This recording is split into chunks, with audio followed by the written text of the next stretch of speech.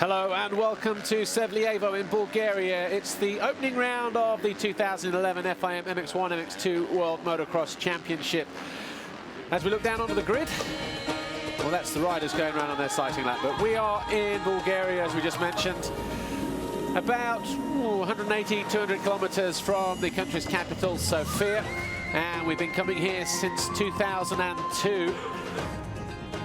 In 2011, we get set for another, hopefully, epic duel between the top guys in MX1 and MX2. The MX2 guys are out on track as we speak. They're on their sighting lap. And we see them just down there as a quick view of the circuit, 1,680 meters long, just under 1,700 meters. About 85 meters into turn one, 180-degree turn. And then it's down through the Rebutizer Bridge. Look how strong the wind is as well. We've been plagued by windy conditions since Friday, actually. Thursday, when we arrived, everything was good. 20-odd degrees, 22 degrees. It was like a summer's day. Not even a hint of breeze. And then suddenly, by 10 o'clock, 11 o'clock, Friday morning, the wind just started to pick up, and it's been with us ever since. We're here in the gate of the starting gate of the MX2 race with Jeffrey Herlings. Jeffrey, it's your second season here, and you already got the first best time in the pre-qualifying heat. What do you expect for this race?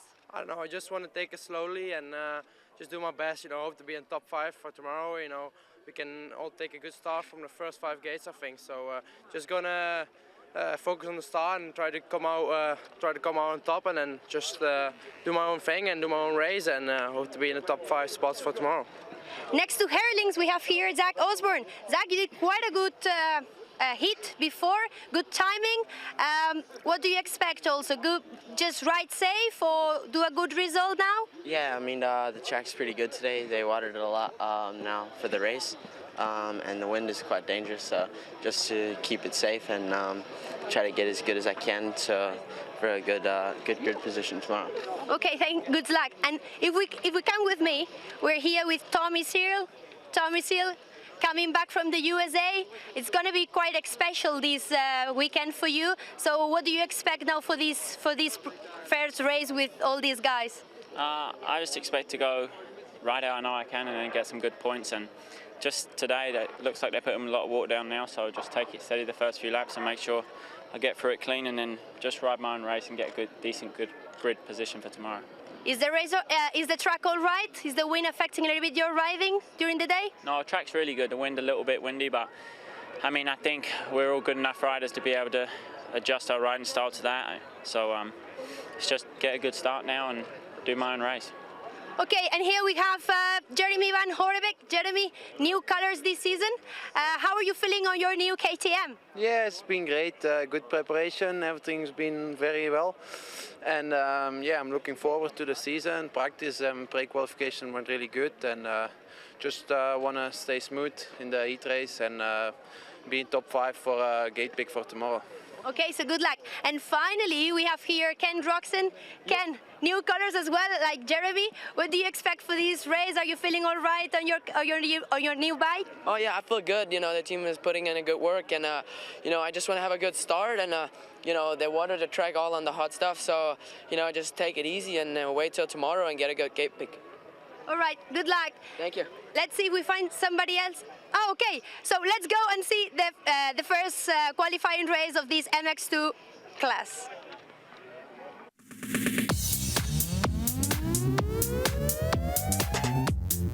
C'est Steven Frossard, regardez MXLive.tv. Hey, I'm Clement de Salle, riding in Rockstar Energy Suzuki, and watch on MXLive.tv. Hi, I'm Davide Guarneri. I race for Rockstar Love My Time Bud Racing Kawasaki team. Watch me on MXLive.tv. Hello, I'm Kenneth Ecker. I'm riding MX1 Honda LS team, and watch me this year on MXLive.tv. Hey friends, I'm Steffi Leier from Germany. I ride for Red Bull TK KTM Factory Racing and watch the Bulgarian Women's GP live on MXLive.tv.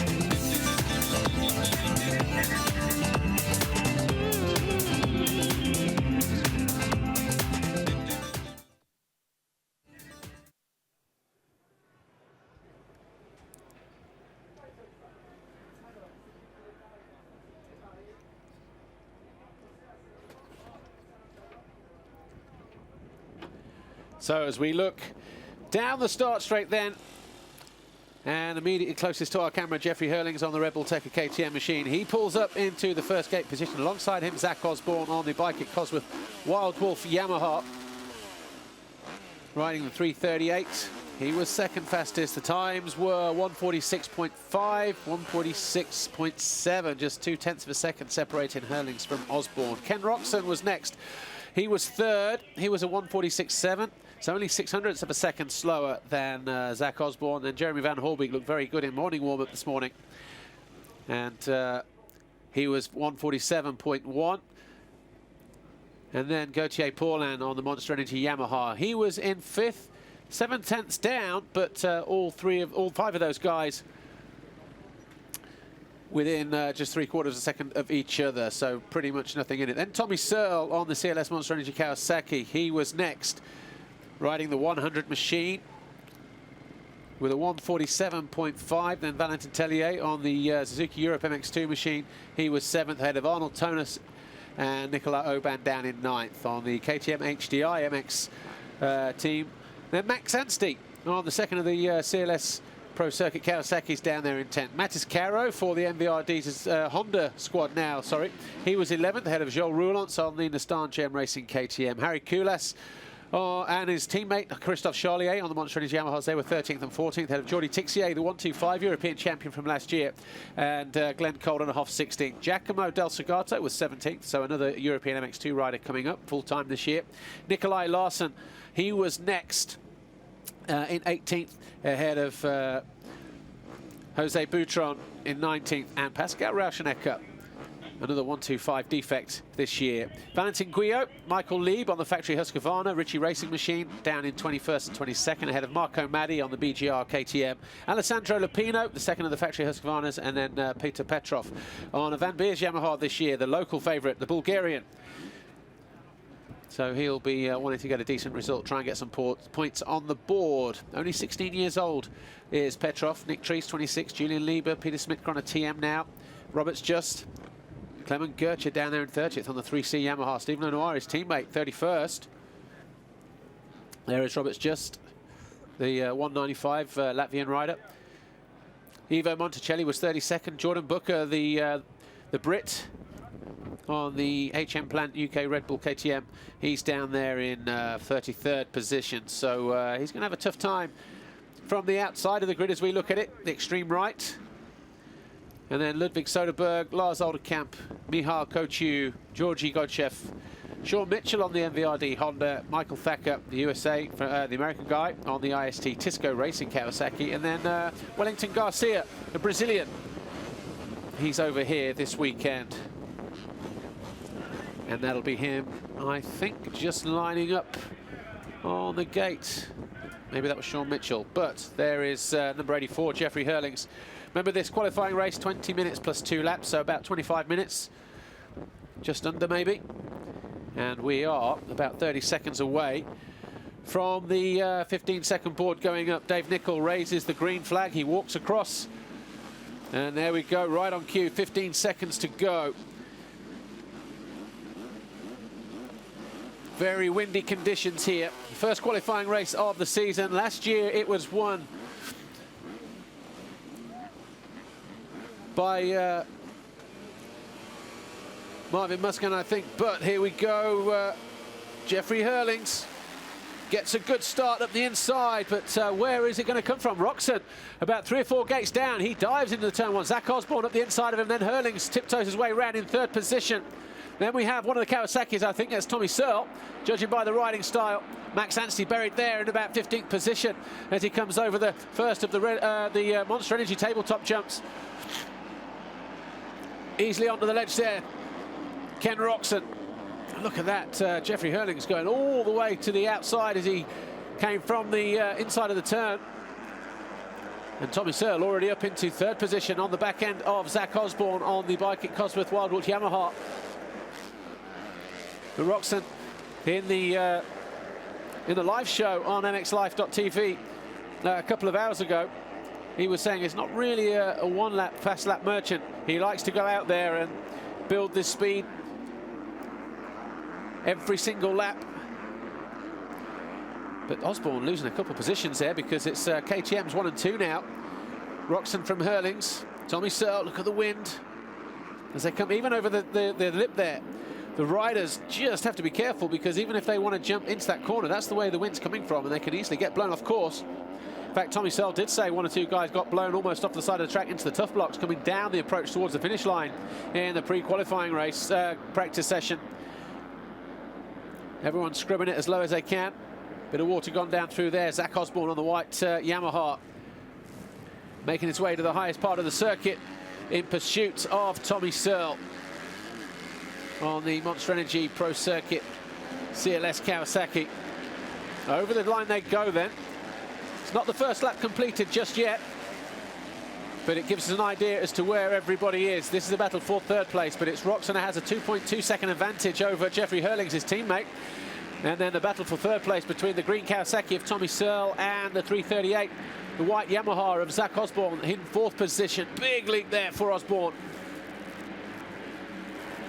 Then we have Valentin Tellier on the Suzuki Europe MX2 machine in 5th position. Arnold Tonus on the 2nd of the Wild Wolf Yamahas in 6th place. Then we've got Van Hoorbeek in 7th. Paul down in 8th. Now, Orban is 9th. And Jordi Tixier is down in 10th place. Harry Kulas 11th. Nikolai Larsen 12th. Joel Roulant's 13th. Glenn Coldenhoff down in 14th position. Matis Caro ahead of Peter Petrov. They're 15th and 16th. Christophe Charlier 17th. Rauschenecker is 18th. 19th Lupino and 20th is Julian Lieber. And Osborne all over the back of Tommy Searle. Not sure how the guys want to play it in this qualifying race. Do they just want to get through, or do they want to get through to the front? Obviously, Tommy Searle maybe might still have something to prove. He won here in 2008, his last visit here, of course, in that second Moto Epic battle with Sean Simpson that went all the way down to the wire. Those two just, I think Tommy Searle passing him on the final uphill, on the final drag towards the finish line area. Look how close it was there between Roxon and was that Van Hoorbeek? I think it is, because Hurling's up the inside there, number 84. Osborne 338 almost going down on the Yamaha. Tommy Searle gave himself quite a lot of room there through that first turn, and then covers his line, goes right the way out to the left side. There's Valentin Tellier sneaking through as well, number 37 on the Suzuki Europe machine. Look at that. Hurling's just scrubbing it, keeping it nice and low through that little compression jump. So we've had 1 lap complete. Very windy conditions here. Drying out the track very, very quickly as well. Roxon now 3.3 clear of his teammate Hurlings. Then it's Searle, then Osborne, then Tellier, Tonus, Van Hoorbeek, Paulin, Oban and Tixier. No change in the first 10 riders. As we look at Ken Roxon, remember spending the winter almost immediately after the Motocross of Nations in the USA last year, headed out to the USA to start preparation for the Supercross season. Did a handful of rounds, won a heat race, got on the podium, rode MX3, rode a 350 in the Supercross class as well. So it's been all go for Roxon. A lot of people were wondering how he would readapt coming back to Europe after spending so much time out there in the USA, but so far, as he comes under the Tecker Bridge and through the wave section, the German Ken Roxon just takes a look over his shoulder. Everything seems all under control in the early stages of this first qualifying race. Hurling sitting comfortably there in 2nd position. Tommy Searle looks to have got into his rhythm, although just towards the end of the wave section didn't keep the back wheel down on the ground and wasn't able to capitalize on getting perfect drive up into the left-hander. Nice scrub there from Tommy Searle, keeping it low. Now he keeps the power down. Tripling his way over the top, bit of a panic rev there as he came into land. So this will be interesting. Who's the fastest lap of these particular guys? Well, no one really setting the hot pace at the moment. 152 for Roxon, 151.8 for Hurlings. Only 2/10 clawed back on that particular lap for the young Dutchman. Tommy Searle, 4.9, so only, what, 2/10 of a second down on Hurlings as he came over the line.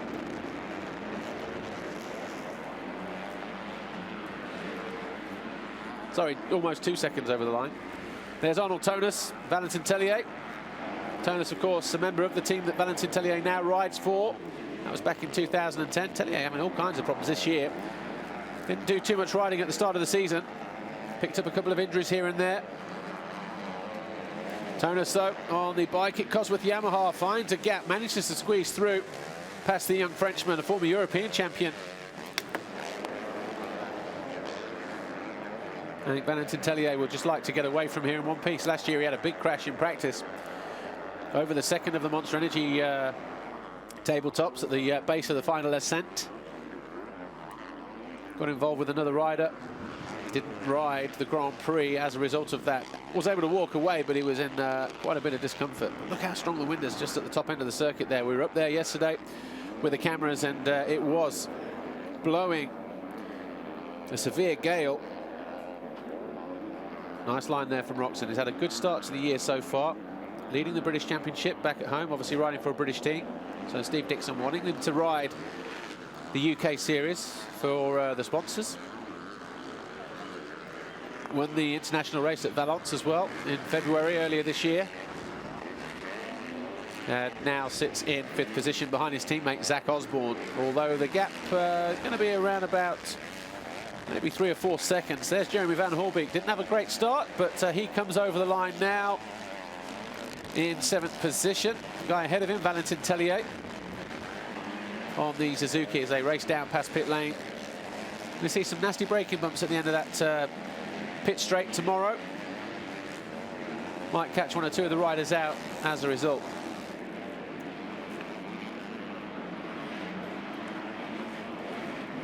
Well, here's Van Hoorbeek now, just coming into this left-hander.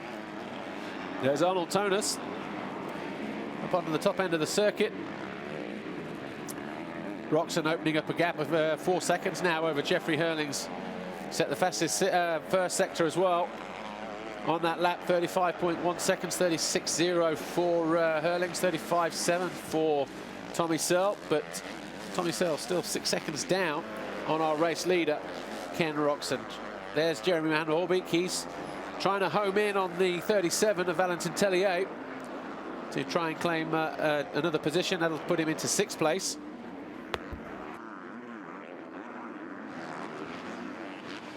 As they reach the top end of the circuit through the Tekka waves. Out of the left, careful not to get blown to the right-hand side there, because you see how steep the drop is off the side of that ledge. Hard and slick at the bottom of the hill. Then we go from hard slick into deep rut. It's got to be a tyre nightmare for the teams. What tyre to choose, because we've got soft, loamy dirt behind the gate.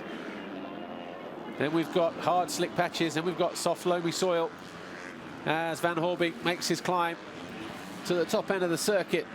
Both riders tripling. Van Hoorbeek going round the little knuckle at the top of the hill. He wants to jump into the wind as he goes down the hill as well, down towards the finish line, and Roxon sets the fastest lap of the race. A little puff of smoke there from Van Hoorbeek's KTM. He was doing that in the first free practice this morning. It's obviously something for the guys to keep an eye on throughout the course of the day. Right, who's homing in now? Gauthier Paulin on the back of Jeremy Van Hoorbeek on the Monster Energy Yamaha then. So Gauthier Paulin, he's on the charge now. Zach Osborne setting a fast sector time that beats Ken Roxon's from a lap or so ago, but it's Roxon who has the fastest lap of the race last time around, 1:49.9. 1:51 last time around for Hurlings. That gap now almost 6 seconds. 7 seconds back is Tommy Searle. A couple of seconds further back is Zach Osborne in 4th. Tonus is 5th. He's about 3 seconds behind his teammate. Then we have Valentin Tellier, Jeremy Van Hoorbeek, and Gauthier Paulin, half a second in it as they came over the line. And there you see Van Hoorbeek in the orange, trying to find a way past Valentin Tellier through that Tekka wave section. Gauthier Paulin just keeping the back wheel locked into the gaps between those waves. Oh, and the 2 riders go down. Well, unlucky for Valentin Tellier. He clips the rear wheel of Jeremy Van Hoorbeek. And he finds a way through in the end, does the Belgian. And that's an easy passage through as well for Gauthier Paulin, who's now all over the back of the Red Bull KTM rider. Up the hill they go. Oh, nice line there for Paulin, keeping the rear wheel on the ground as long as possible. Going for the double single combo, switches it to the inside here. Gets the power down. Again, aims his bike into the wind slightly. But I tell you what, that puff of blue smoke is getting worse on that KTM of Jeremy Van Hoorbeek.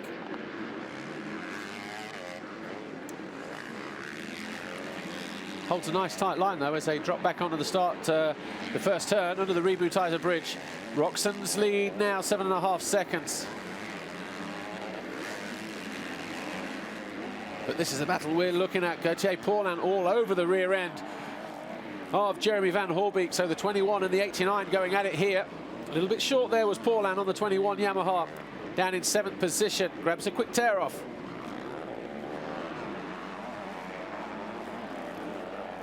Here we see it again.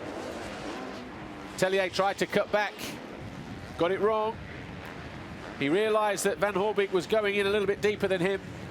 But just mistimed the turn back, did Valentin Tellier, and unfortunately for him, there was a rear wheel attached to a 250F KTM. Connected with the front end of the Zuki, and the young Frenchman went down. So Tellier now down in 9th place. It's been a little bit costly for him as well. He's almost 30 seconds down on our race leader.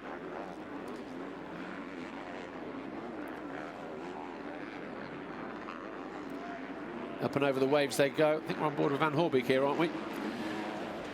So let's give you a quick rundown. Roczen then comes over the line again to complete his 6th lap. 150.5 for him. Herlings comes over the line anytime now. Be interesting to see what his time is. Roczen was a 50.5, 51.9, so 8.8 seconds that gap between Roczen and Herlings. Tommy Searle over the line. He's about a second down now, so Tommy Searle trying to get his claws into Jeffrey Herlings. Osborne still there in 4th position. Tonus 5th. Van Hoorbeek, Gauthier Paulin, they're still going at it. A second apart or thereabouts as they come over the line just a second ago. Then Oban down in 8th. Valentin Tellier, he was 9th last time around. And he's still going to be there. Jordi Tixier on the Stan JM Racing KTM. He's down there in 10th, is the European 125 champion from last year. Roulant's down in 11th. Harry Kulas 12th. Christophe Charlier 13th. Head of Koldenhoff, Caro, Petrov in 16th. Larson 17th. Lupino, Anstey down there in 19th. Oh, it's just gone into 18th actually that time around, ahead of Lupino, and then Valentin Guyot down there in 20th place. Got a smoky bike just there. Couldn't quite see the number on that machine, but doesn't concern Ken Roczen in the slightest. Last year he was doubling his way down through there on the Zuki. Double single. We'll drop into view any moment now through this right-hander. Under the bridge, over the tabletop. And Ken Roczen with 5.5 minutes left to go in this first race. Certainly putting the feel-good factor into the Red Bull Tekka squad. In a moment, we're going down to pit lane to talk to Stefan Everts of KTM. It'll be interesting to hear what he has to say, but I'm sure he'll say something along the lines of, yeah, it's only a qualifying race, but even still, it's good to have our guys all there in the top 6. Because obviously we're looking at Ken Roczen, Jeffrey Herlings there 1st and 2nd, Jeremy Van Hoorbeek in 6th place at the moment. Still trying to shake off the challenge of Gauthier Paulin. Okay, we're here with Stefan Everts. Stefan, Ken Roczen, 3rd race with KTM, quite good leading the race. What do you expect from him this weekend? Yeah, we hope to do good, of course, but there's a lot of competition out there. Ken is riding really well. He's done good racing in USA and Supercross, so he's in a good shape, and he's looking really comfortable out there. Also, Jeffrey's riding good. He's in 2nd place. So our team is strong for the moment, but we'll see tomorrow. Okay, thank you very much. Good luck. Mariano putting the questions to Stefan Everts down there. No stranger to this place, of course, himself. So, well, Ken Roczen then. Just over 4 minutes plus 2 laps to go in his first qualifying heat of 2011. And making it look oh so easy.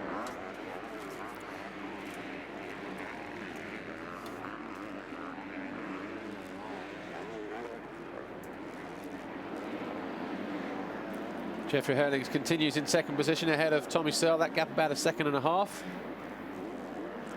And then we've got Osborne down in fourth, Tonus fifth. Tommy Searle setting the fastest first sector that time around. So expect him to be reeling in Jeffrey Hurlings to the tune of about 0.5 seconds.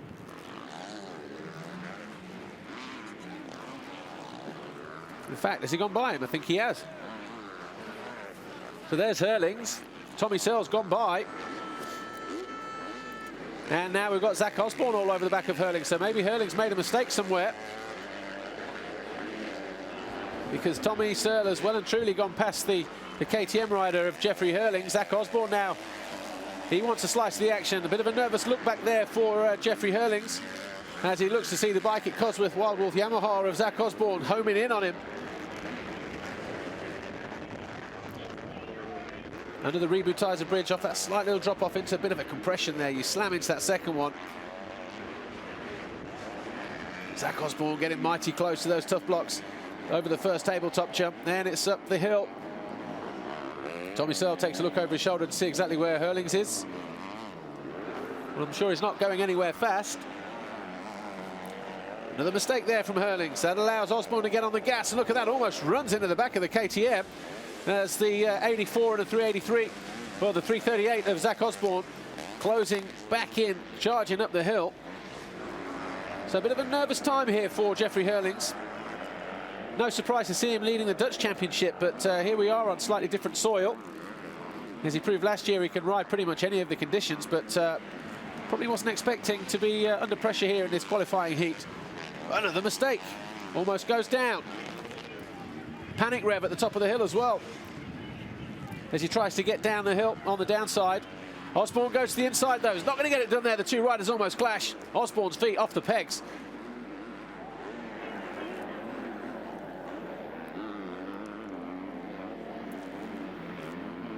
This will be good for Osborne. Look how the trackside tape is bending in the wind. Gives you an idea as to how strong the wind is here. Both riders tripling at the top of the hill. Osborne going for the slingshot. Oh, loses the back end. So with it'll be about 3 laps to go now then. Ken Roxon 12 seconds clear of Tommy Searle. Then we've got Hurlings and Osborne there in third and fourth. That's this battle here. The orange KTM of Hurlings in third place. The white Yamaha of Zach Osborne in fourth. Then we have Arnold Tonus. He's about 6 seconds further back in fifth position ahead of Van Hoorbeek, who's managed to stem the challenge of Gauthier Paulin, who also looks to have made a mistake. He's now 4 seconds back of the young Belgian Jeremy Van Hoorbeek. Nicolas Aubin is 8th. Valentin Tellier still holding his own in 9th. And he's 3 seconds clear of Jordi Tixier in 10th place. Harry Koulas, Christophe Charlier, they're still welded together in 11th and 12th, ahead of Joel Roulant, Glenn Coldenhoff, Mattis Caro. Max Anstey now up into 16th position. So a lot of talk over the winter has been about Tommy Searle and Max Anstey, both coming back into form on the Monster Energy CLS Kawasaki's by Pro Circuit. But let's go back down the pit lane. Here we are with Steve Dixon. Zach is pushing really hard. Do you think he's going to be able to be at the front? Yeah, I mean, he's got the speed to go at the front. Yeah, hopefully he can get past Hurlings. But if not, we have 2 riders in the top 5, so I'm pretty happy for the first GP. We want to get through the qualifying safely and get through to tomorrow's racing. So I'm really happy with the riders as they go. It's good. Okay, thank you very much. Good luck. Yeah, Steve Dixon. Got a strong team pairing with Zach Osborne and Arnold Tonus. So he and the rest of the crew will be more than delighted. It's quite a long trip down here in Bulgaria, down to Italy, boat across to Greece, drive across Greece, and then a boat across here to Bulgaria. That's the best way of getting over here. And the Bike at Cosworth Yamaha squad looking in pretty good shape at the moment. We've got 2 laps to go. Tommy Searle now looking like he's going to come back under pressure the remaining 2 laps from Jeffrey Hurlings. He's 13 seconds down on our race leader. That man there, number 100, Tommy Searle, goes wide for the slingshot. Hurlings goes inside. Look how slick it is coming out of there as well. But he and Van Horbeek were so smooth up there this morning, not jumping the double, just scrubbing it nice and low, jumping to the inside and holding a nice tight line. So maybe that's a key to the race tomorrow. So Roxon then leads from Searle, Hurlings third, Osborne fourth, Tonus fifth. And Osborne losing the toe then on these two riders ahead of him. The green Kawasaki of Tommy Searle, the orange KTM of Jeffrey Hurlings. In fact, that gap is around about 2 seconds, pretty much the length of the Tekka wave section at the top end of the circuit. Tonus is 6th, Van Horbeek 7th, Paulin settling down there in 8th position. In fact, he's not settling there because here he is, he's down there now about 8 seconds down on Van Horbeek.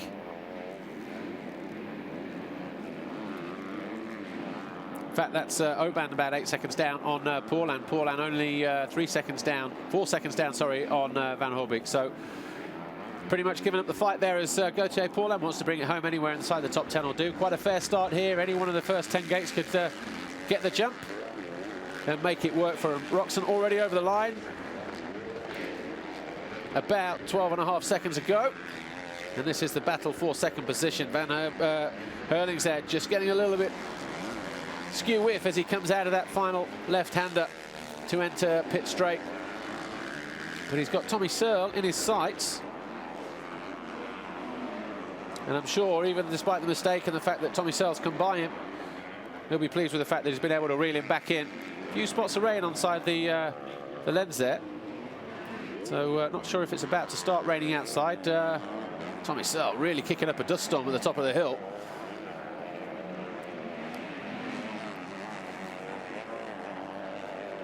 So he's just got to try his best now just to bring it home in that second position.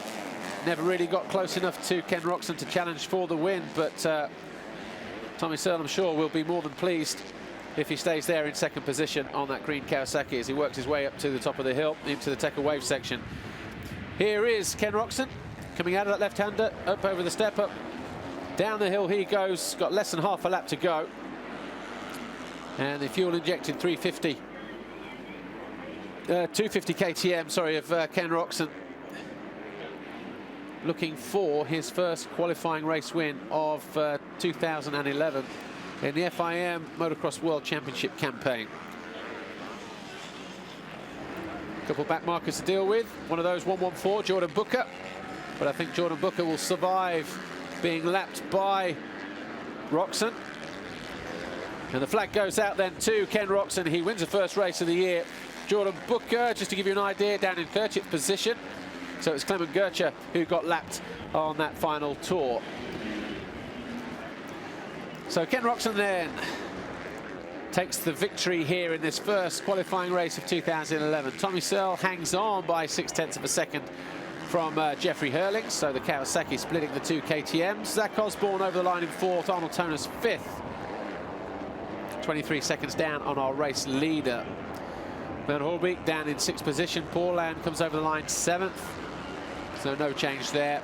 We wait for Oban to come over the line on the HDI KTM.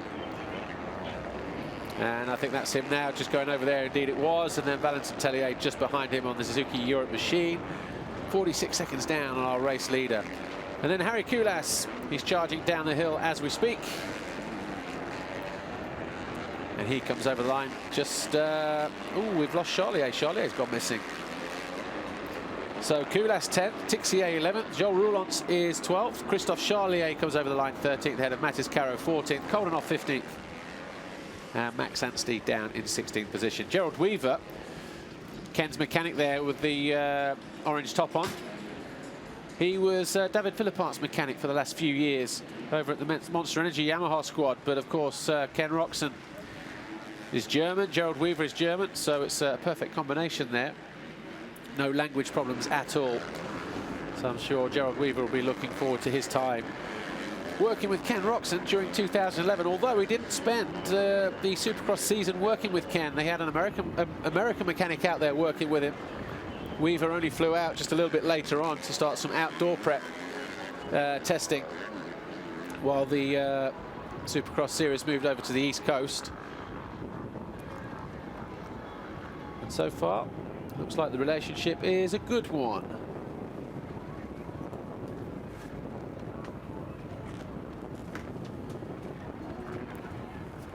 See the MX1 guys making their way to the line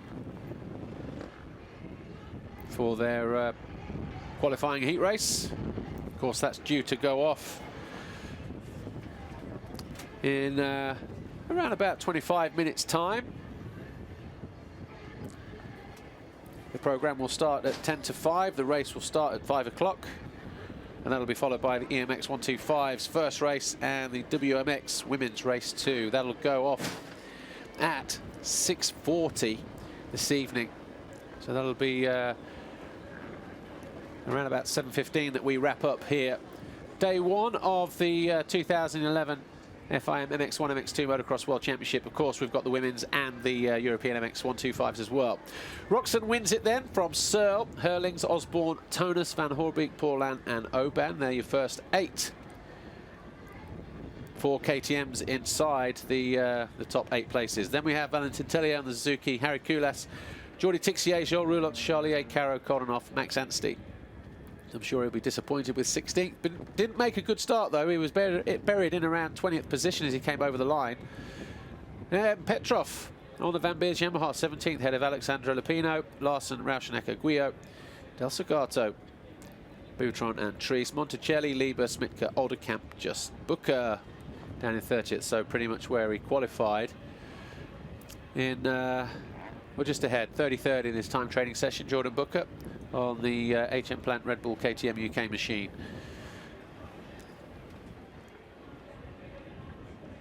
But nice and easy for Ken Roxen.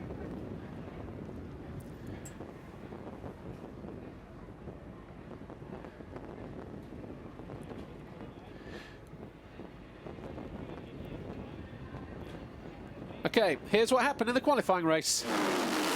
The gate dropped, and Jeffrey Hurlings was closest to us, but about 4 gates further down, his teammate, the number 94, Ken Roxen, burst out into the lead. He had Zach Osborne with him, and Tommy Searle was in about 4th position. Max Anstey was buried way down the order, just there at the back of the screen. Very windy conditions in the heat race.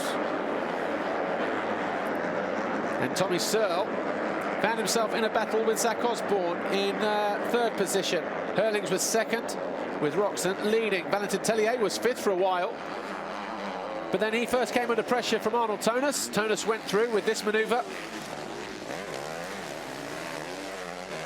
And then Jeremy Van Hoorbeek, he closed in on the young Frenchman, and as he went to make a move, he squared off the young Frenchman, and the 2 riders tangled at the top of the hill in this left-hander here. Valentin Tellier read the situation, but just cut back a little bit too early, ran into the rear end of Van Hoorbeek.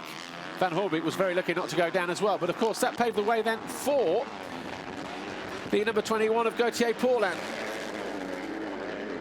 But Paulin couldn't find a way through despite all of his efforts on the Monster Energy Yamaha, and it was a Red Bull KTM of Van Hoorbeek that finished just 1 place ahead of him. But there was no mistaking who was out in front though. Ken Roxen took the whole shot, led every single lap, and he brought it home in 1st place. Hurlings made a mistake with a couple of laps to go. That allowed Tommy Searle through into 2nd position, and the young Dutchman found himself coming under pressure in 3rd from the Bike It Cosworth Yamaha of Zach Osborne in 4th on that 338 white Yamaha. And despite Zach Osborne's best efforts, he could not find a way past the number 84 of Jeffrey Hurlings, despite almost running into the back of the Dutchman heading up the hill. And despite trying to make a move down here as well, the riders looked like they almost touched. Osborne's feet came off the pegs, but that was as close as it got for Zach Osborne, getting back into 3rd position. Into 4th position, sorry. But nonetheless, Zach Osborne put on a good charge, tried to close down the gap. Here we are with Steve Dixon. Zach is pushing really hard. Do you think he's going to be able to? Well, in the end, though,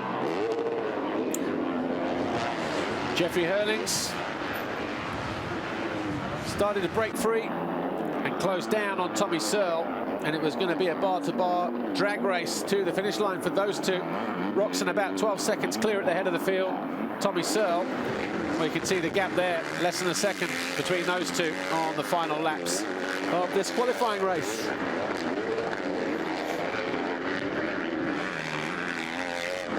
The mistake there on the final lap for Jeffrey Hurlings meant that he would lose time to Tommy Searle, but it was Ken Roczen who charged down the hill for the final time. He took the first checkered flag of the season.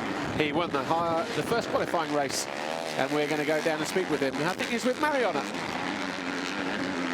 Ken, congratulations for this first victory. I know that tomorrow is going to be the important one, but are you feeling really good on your KTM? Oh, I feel awesome. It was a good race. I got a whole shot, and you know, that's all I wanted, and I didn't crash. You know, the track is really hard, and let's hope that that the wind stops for tomorrow. And thanks to Stefan letting me borrow his hat. All right, congratulations.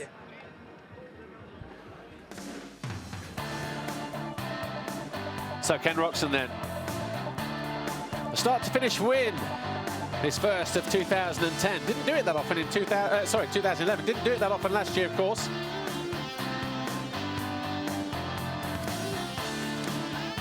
But he managed to do it here, and he looked quite convincing as well.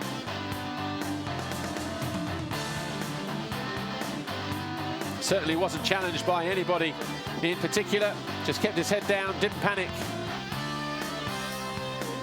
And the young German star, who turned 17 in April, will start from pole position in tomorrow's main race.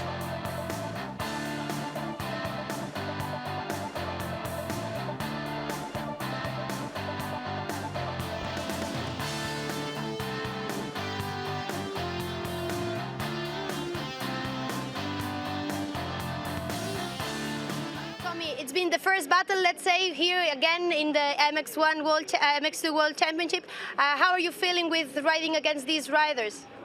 I feel really good in myself. I just I didn't get the start I wanted. It was a little bit softer where I went on the start because I didn't qualify so well. So I was sixth, and then it was a little hard on the inside, and those guys got a better jump. So I mean, I didn't put myself in the position I wanted to be in. Really, I wanted to be either second, where I could chase the leader, or in first. But I mean, after a few laps, I was a little cautious at the beginning, but then I settled in. I passed Jeffrey, and then I just settled into my rhythm. But tomorrow I want to be in the front. I don't want to be chasing the leader. He shouldn't have got away that far. But my bike, Team CLS, Monster Energy Kawasaki, is really good. I'm really happy to bike the whole team, and Monster Energy and DC Shoes, they're really helping me out there as well.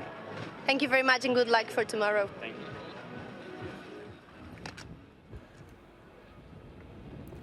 So look at the amount of water going down on the track in preparation for MX1 practice qualifying session, sorry. Tommy Searle a little bit disappointed there, but maybe he can sort it out for tomorrow's race. Third, of course, was Jeremy van Hoorbeek. Maybe we'll get to hear from him, maybe we won't. So hopefully we will. Hopefully we'll hear what his problem was. I think, in fact, we might be going down Jeffrey, now. congratulations for this third place. You had quite a lot of battles with Tommy Searle. Was he pushing really hard? Or were you saving energies for tomorrow, maybe? Well, I was just pushing hard. Of course, the first few laps I tried to stay with Roczen, and then worked out good. And then I kind of got out of the pace, and my speed went down, and Tommy came past. And yeah, after I just, he made a little gap to me, but I tried to follow, and then in the end I tried to catch him again, and it worked out great. Almost passed him back, but I didn't. But obviously it's not a problem because there was no points for today, and I have a good starting grid for tomorrow. So hope to do well tomorrow, and yeah, have fun and hope to be in the box. Thank you very much, and good luck. Good work, Mariana, managing to pick up interviews with all of our three top winners. So that's how they will start for the grid tomorrow then. Roczen, he'll be on pole. Tommy Searle second. Jeffrey Hurlings will be third.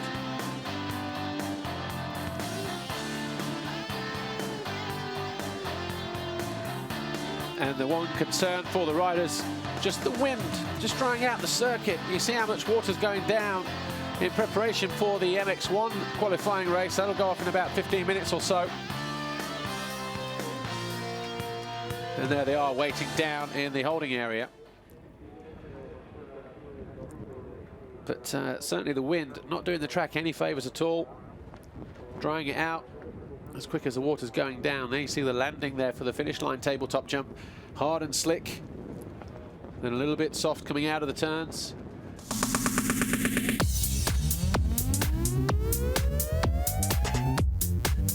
Hi, I'm Gauthier Paulin, number 21, riding MX2, and welcome on MXLive.tv. Hello, this is Steve Ramon. I'm riding for the Rockstar Energy Suzuki team. Watch me on MXLive.tv. Hi, Xavier Borg. I'm riding for the Kawasaki Racing team, and this year you can watch me on MXLive.tv.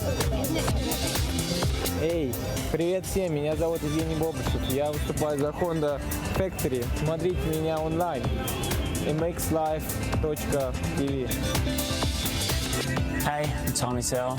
I ride for CLS Pro Circuit Kawasaki. Watch me this year on mxlive.tv.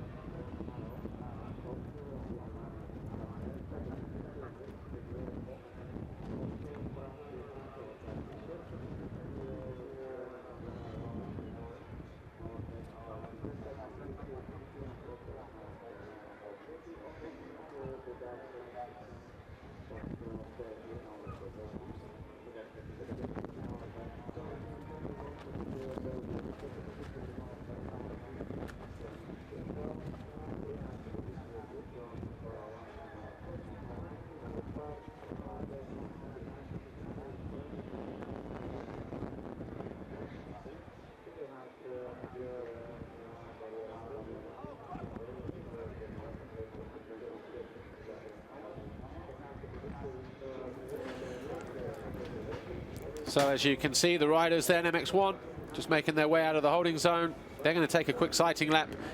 And of course, we'll be back in a moment to watch that race completely live. Salut, c'est Livia Lancelot, je roule pour Bud Racing, donc retrouvez-moi et les autres filles de WMX sur mxlive.tv. Hi, my name's Max Anstey, I ride for Monster Energy Pro Circuit Kawasaki CLS team. Watch the GPs live this year on mxlive.tv. Olá, sou o Gonçalo Portugal, corro para a equipa Honda World Motocross. Vejam as corridas todos os sábados e domingos em direto na mxlive.tv. Hi, my name's Sean Simpson. I'm riding for the LS Honda team. Watch me live this year at the Grand Prix on mxlive.tv. Hola, soy Jonathan Barragán. Este es mi equipo Kawasaki Racing Team. Este año podéis verme en todos los Gran Premios en directo en mxlive.tv.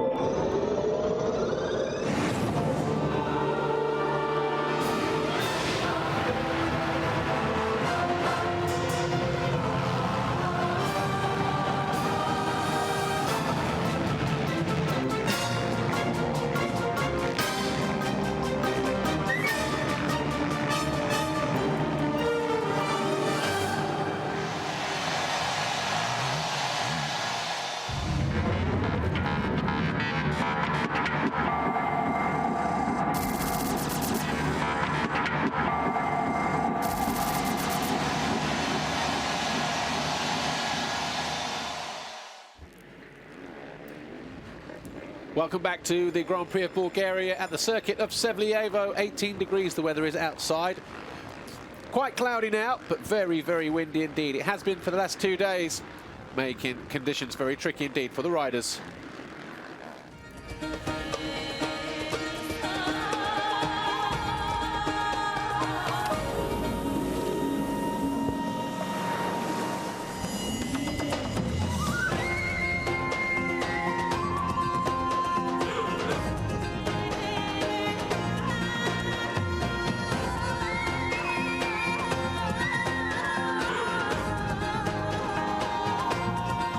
Bulgaria, magic lives here.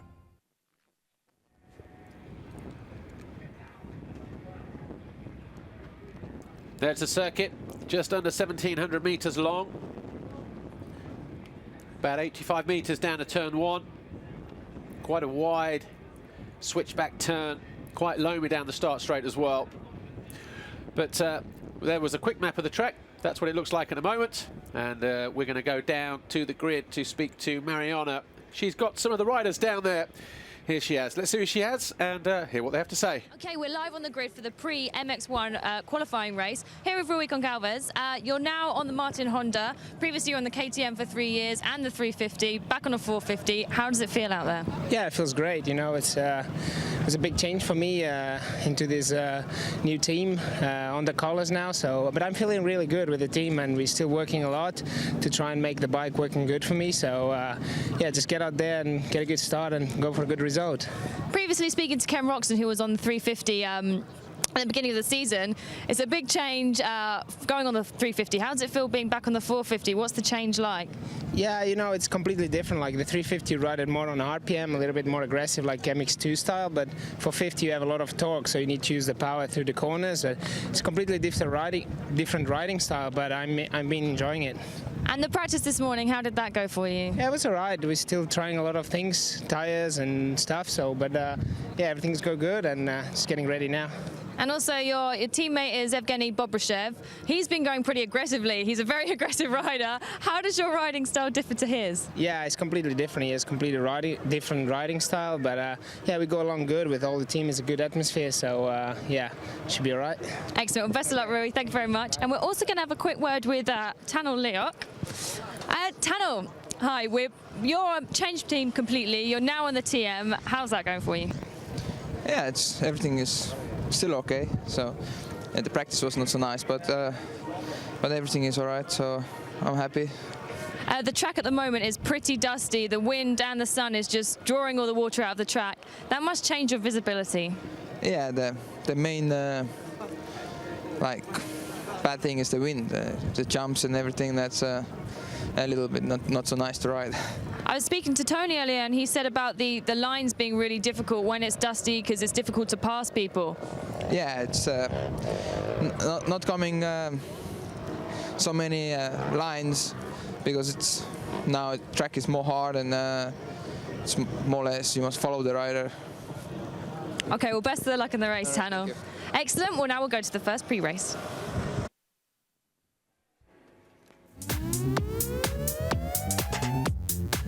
Salut, c'est Livia Lancelot, je roule pour Bud Racing, donc retrouvez-moi et les autres filles de WMX sur MX2.tv. Hi, my name's Max Anstey. I ride for Monster Energy Pro Circuit Kawasaki CLS team. Watch the GPs live this year on MX2.tv.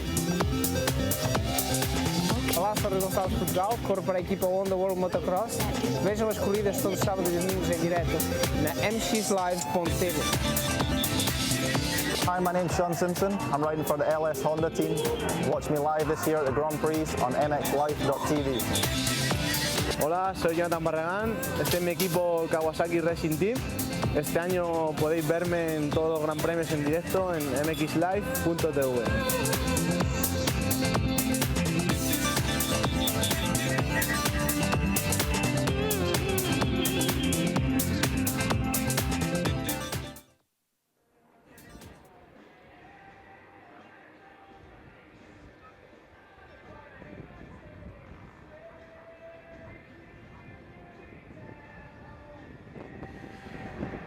Well, the cloudy skies look to have dispersed here, but the wind is still blowing quite fiercely.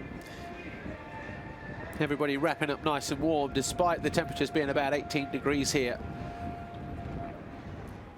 Mechanics getting ready down there in pit lane, waiting for their riders to make their way to the grid for the first MX1 qualifying session of 2011. There is Evgeny Bobryshev, 777 on the Honda World Motocross Racing machine now.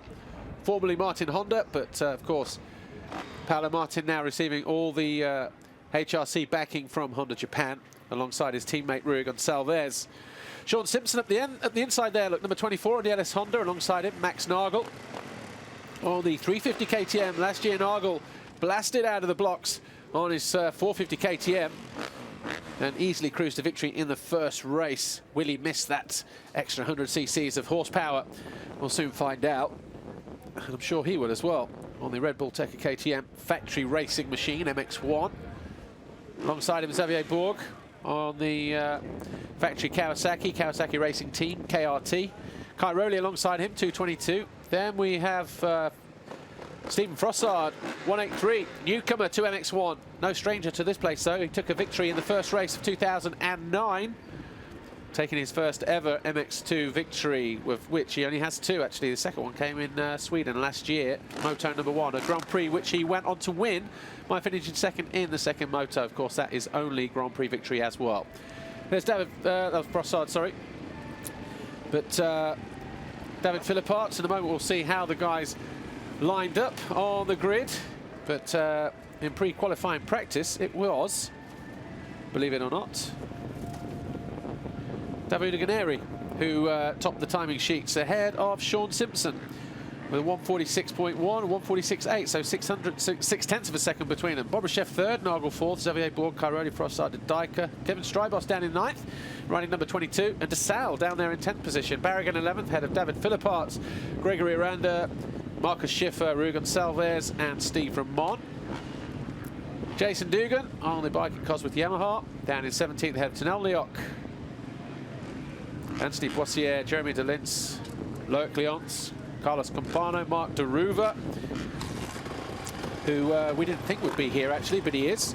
Graham Irwin down in 24th, ahead of August Just, Casper Lingard, Günther Schmidinger, Matthias Wagner, Ivo Steinbergs, Jentel Martens, Heron Bracker, Dmitry Parshin from Russia, Richard Sandberg on the Stern Racing Kawasaki, Alfie Smith on the JK Racing Aprilia. Oleksiy Ovcharenko of the Ukraine was down in 35th, ahead of Tony Eriksson on the Ice One Racing team. That team owned by Kimi Räikkönen, former Formula One world champion, no less. So we are about, in fact, I'll tell you, we're exactly 35 seconds away from the gate dropping, which means in about 15 seconds, that 15-second board will go up. Sunny skies. In fact, the wind does look to have dropped considerably there, judging by the way that green flag was just hanging down there of Dave Nichol, our race director.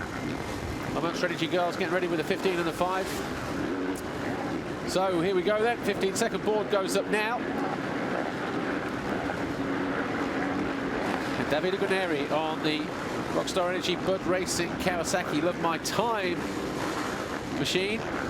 He will start from the inside of the grid alongside Sean Simpson on the LS Motors Honda. Who will it be, though, that grabs that all-important hole shot? Because it doesn't matter if you haven't got good reactions, which Ganeri certainly seemed to have a good one there.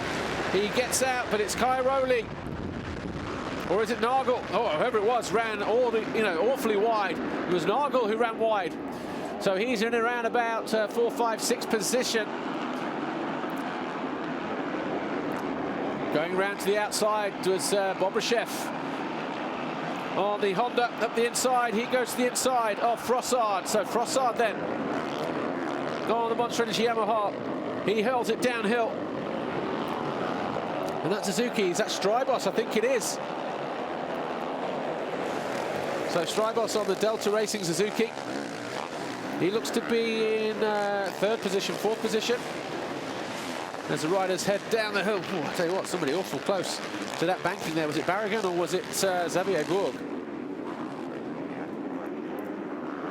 Top end of the circuit then. Frossard already crowned Italian champion 2011, just a 4-round series. As we say, new to MX1, new to Yamaha as well, but no stranger to this place as he heads down the hill.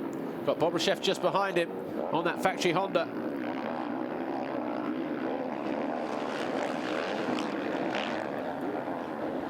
Interesting to see where Cairoli is. Well, Cairoli, I think, buried way down the order. Or was that him just sneaking through? I think actually Cairoli, it shows here that he went through on the first checkpoint down at about 19th, but I think he's there in about 7th or 8th position. I just saw the flash of orange on his helmet. So the riders head downhill. Be interesting to see how they pan out on this first lap. Okay, Frossard leaves from Bobryshev, from Simpson, Strybos, DeSalle, Guarneri, Ramon, Nagel, Borg, Philipparts, Cairoli 11th. So Cairoli, there you see him just creeping around the back of the Kawasaki there on the KTM. Just made a move actually. Looks like he's past Barragan already. DeSalle looks over his shoulder, blocks Guarneri.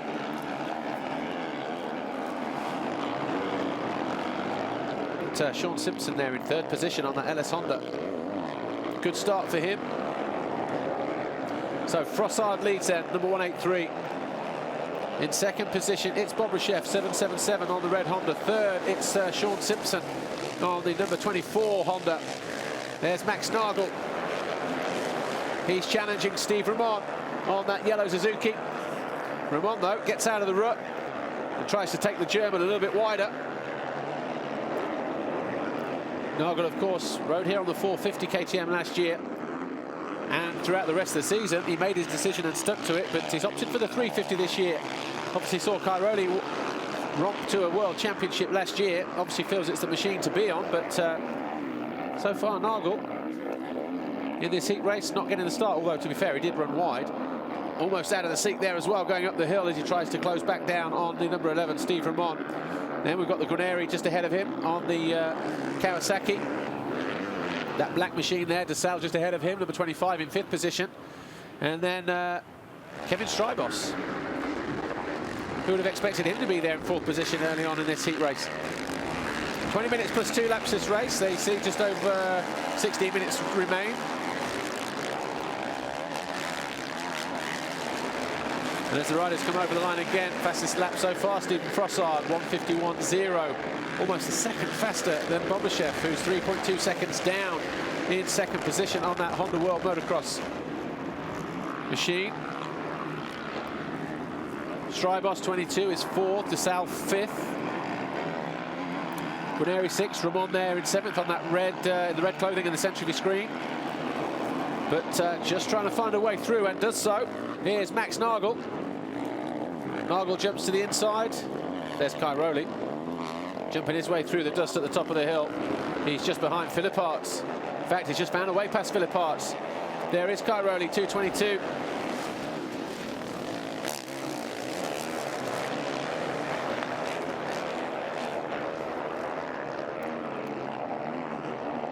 The track pretty quick, well, probably much quicker than it has been in recent years at this stage of the weekend.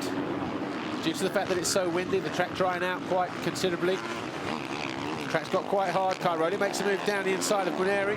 Max Nagel makes a move down the inside of Guarneri, sorry, number 2. So maybe Max Nagel not missing the 100 cc's extra. There's his teammate just trying to go through up the inside, the 222. Trying to go up the inside of the number 11, Steve Ramon. And that Rockstar Energy Suzuki. Cairoli pulls a quick tear off on the Red Bull Tekka KTM, riding number 222 as they come over the Monster Energy tabletop, working their way back up to the top end of the circuit through this triple here. Nagel, though, choosing the double. Gets some good power down as he heads downhill. Trying to find a way past the 22 of Kevin Strybos. Strybos goes wide. Open door for Max Nagel. And no problems for him whatsoever to go through and steal another position. So Nagel then number 2 on the KTM. He's now in 5th position. Frossard still leads though, and he's nearly 5 seconds clear of Gennady Bobryshev. Simpson 3rd. He's about a second down actually on Bobby. Then we have Dumont Sal, who's not normally too fussed about his qualifying races. His pace will probably pick up as the session goes on. There's Guarneri, jumping high. Strybos starting to drop backwards. Been passed by 2 riders in about as many corners, actually. Ramon goes through up the inside as well. Number 11.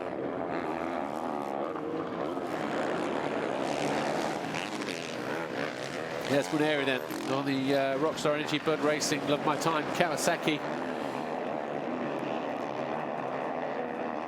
He's got Ramon just behind him on the factory Suzuki. Through that wave section, some riders doubling their way through, as you can see. Landing on the downside for the last one. Cairoli coming around the outside now. Strybos. Strybos gives him a fair route through. And there's Philipparts as well, number 19 on the Monster Energy Yamaha. That black machine. Right down there at the inside of Strybos. And Philipparts obviously in pursuit of Tony Cairoli with 13 minutes to go.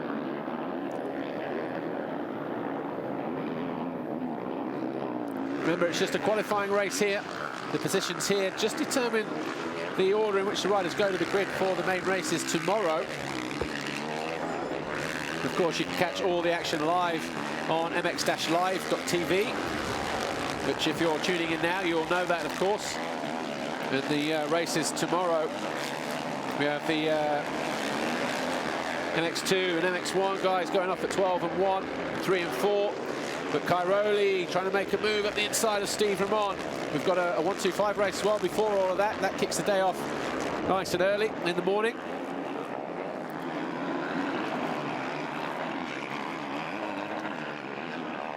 Cairoli in a battle for 7th position with Steve Ramon. A bit snotty out there on the track, a little bit slippery, greasy, a lot of water gone down after the MX2 race. Look at that, Ramon, 1 world title. Cairoli, 4 world titles. And Philipparts, 1 world title.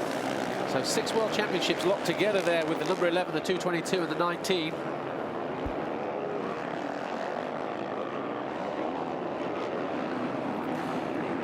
Philipparts though through. Finds a way past Cairoli. Almost through the front door there, through that wave section was Philipparts. Just looked like he got the front end a little bit short.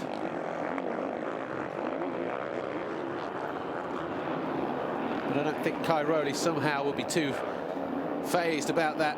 And Philipparts up the inside of Ramon, who went a little bit wide, had to brake check himself in order not to tangle with Philipparts coming out of that corner. So Philipparts on the charge here. Takes 2 positions in, again, as many corners. Philipparts now, the leading bike out of those 3, heading up the hill, that black Monster Energy Yamaha, followed by the Suzuki and the KTM. And he's now in pursuit of Davide Guarneri. Guarneri there in 6th place. Crossard continues, though, to streak ahead. Almost 8 seconds clear of Bob Rochef and Sean Simpson, another second further back.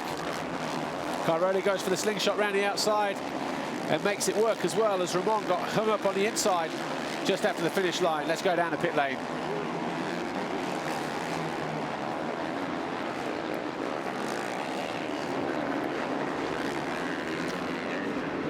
Okay, not going down the pit lane just yet. So Frossard then, 150.3, fastest lap of the race so far. He does that on lap 4. And with 10 minutes to go, there's Kevin Strybos. He's still there in 10th position. But look at Philipparts.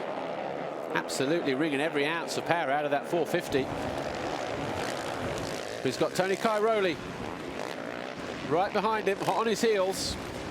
Those 2 down in 7th and 8th. Cairoli did not make a good start, but now he's pushing really hard and getting like his 9th now. So what do you expect from him in this heat? Well, this heat, I think he's not pushing too hard. He had a bad start, but he has the self-confidence that he's not getting stressed, and I think he will take his time to make pass by pass. But we will see him in top form tomorrow, I'm sure. Okay, thank you and good luck. Good to see Pit Byra here. As Bob Rochef almost comes to grief at the bottom of the hill. Almost ran in a little bit too hot through that berm. Simpson, though, coming under pressure from DeSalle. The MX Panda, number 25 on the Suzuki, running up alongside of the Honda. DeSalle, of course, started his career, well, not started his career, finished third with the team that Sean Simpson riding for now. That was back in 2009. Finished second with Suzuki last year. DeSalle looking to make it a 3-2-1. Finishing on the top step of the podium this year for sure in 2011. In the moment, though, he's battling with Sean Simpson for that third place. And what did we say a moment ago? DeSalle, as his back end steps out. DeSalle generally just takes a little bit of a while to get going. Again, mighty close to that tough block there as the wind just took him over the side of the track. And DeSalle got Nagel closing in fast there, number 2 on the KTM. Then we've got the number 39 Kawasaki of Guarneri, the black machine at the top of the hill, dropping down now. And it's Philip Hart's Cairoli there, 7th and 8th. So Guarneri having a good ride. Had minor knee surgery, actually, did Guarneri after the International in Valence in February. Kept him out for a couple of weeks. But I guess he needed to get it done sooner rather than later. 14, Deruva on the Van Beers Yamaha. Looked like he's got half the track there in that back wheel. Deruva picked up a big knock in Spain whilst out training a few weeks back. Wasn't sure if he was going to be here. The original diagnosis was going to be that he was out for about 3 months, but is that Deruva? Yeah, on the left. There's no way he's getting that out of there in a hurry. Obviously ran a little bit wide, paid the price. Bobryshev there, 777 on the factory Honda. He's still there in second place, but look at the riders gearing up behind him. Sean Simpson, Lamont DeSalle scrubbing it. Then we've got Max Nagel and Guarneri, but no one challenging Stephen Frossard at the head of the field. 150.2 now, so even faster again as DeSalle goes through up the inside of Simpson. Good work there by the Belgian, Lamont DeSalle. Jumps in towards the win, and Simpson has another look at the inside of the Suzuki rider.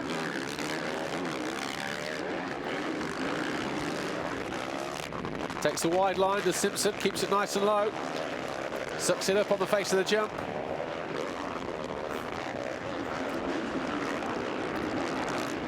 But Nagel, though, can he find the speed to go after Sean Simpson? Well, he's got some good drive coming out of that left-hander. Turn 3. Hops his way up to the top step. Guarneri, though, takes the short route round. Almost catches the German out. Guarneri coming under pressure, though, from Nagel, who's coming under pressure from Philip Arts.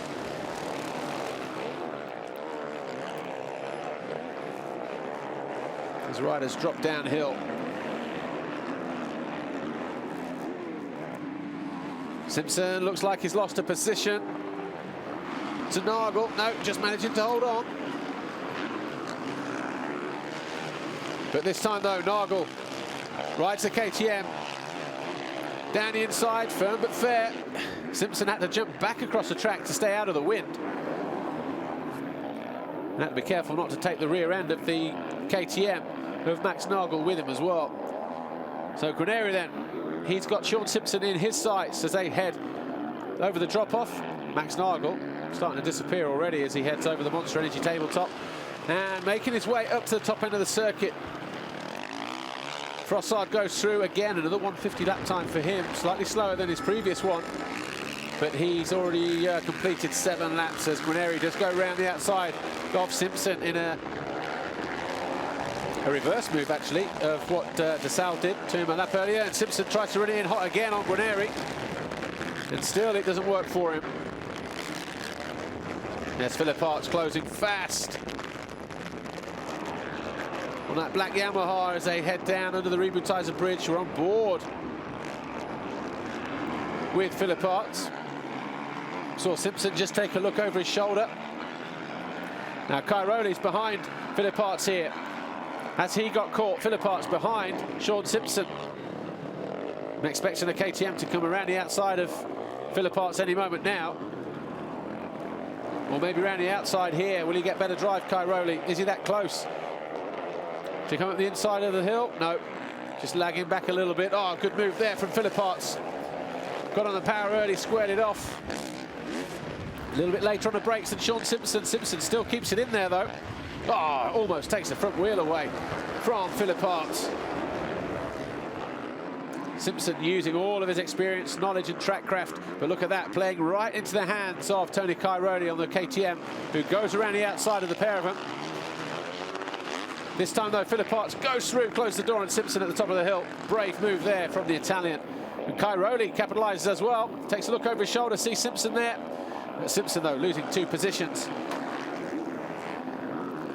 Simpson now down in 8th place.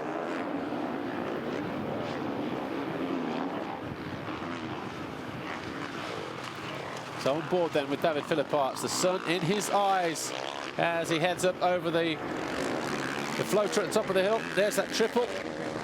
Tight left, hops it around the turn. Big downhill double. But Frossard, almost 10 seconds clear.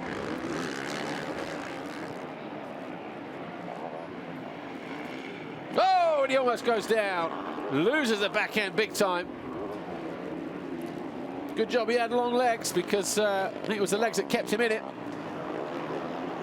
Undeterred though, back on the pace, scrubs his way down the hill. Back into the rut.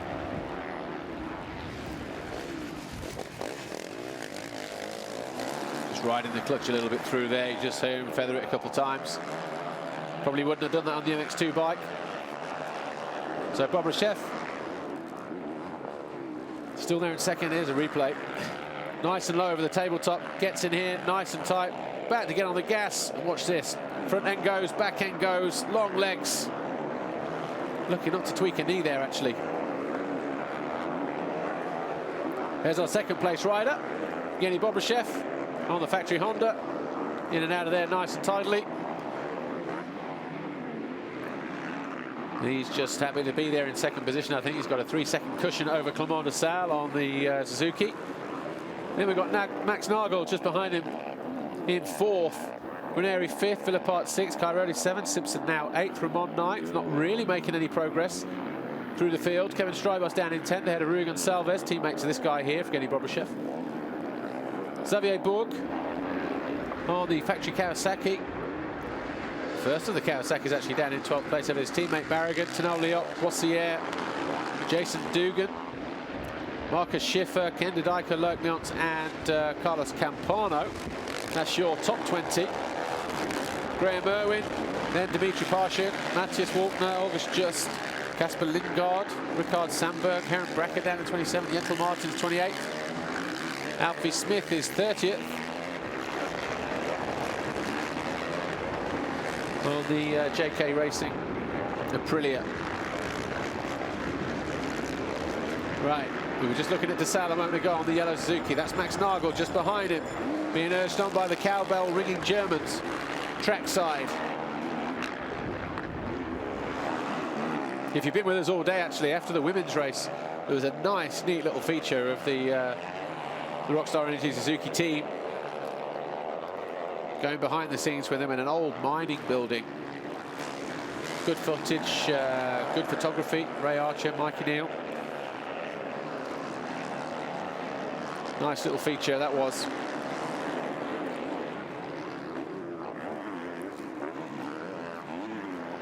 So there's Nagel, number 2. He's in 4th place. The man behind him there, number 39, Davide Guarneri. He's in 5th. Cairoli homing in on his fellow Italian on that 222.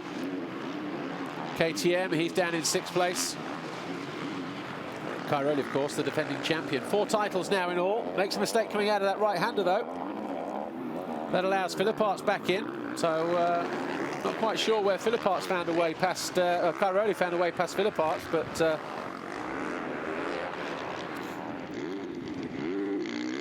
certainly not. I don't think it was caught on camera unless I was looking away at the timing screen, but there you go. Up and over the triple. Philippart's we're on board with as he tries to close back down on Tony Cairoli. 2 laps to go. Frossard already through.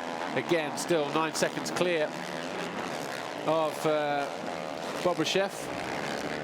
De Sales, though, closing in, only 3/10 down, or 9/10 down, so almost second down, actually, on Evgeny Bobryshev. Where's Clément de Sales? The sun getting quite low here. So as the riders head up behind the tabletop there, up and over the hill. working their way back towards the finish line. That's where the sun's going to be a problem. Spare a thought for the European MX125 guys who are out next, and also the women who go out at 20 to 7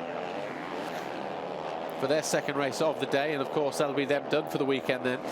So just 5 races tomorrow, live on MXLive.tv. EMX 125's race 2, and of course the big guns, MX2, MX1, 2 races each.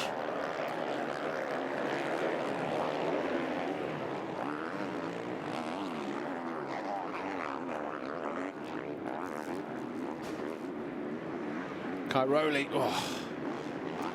goes in hot on the back of Davide Guarneri there. Nice line choice for Cairoli, staying off the hard slick stuff, going for the traction, keeps it nice and tight, pulls a bit of ground back on Guarneri, goes to the inside as well as he drops down the hill, but Guarneri going to hold his line, not let the Italian through. Cairoli. It says 2 laps to go on the screen, but any moment now it'll turn to 1 lap because Frossard already heading down the hill ahead of this pack. Frossard goes through, 8.3 seconds clear. Cairoli trying everything he can to get past Guarneri. What's the bet? He goes high and wide around the bank turn here. Decides not to. Decides to go with the jump.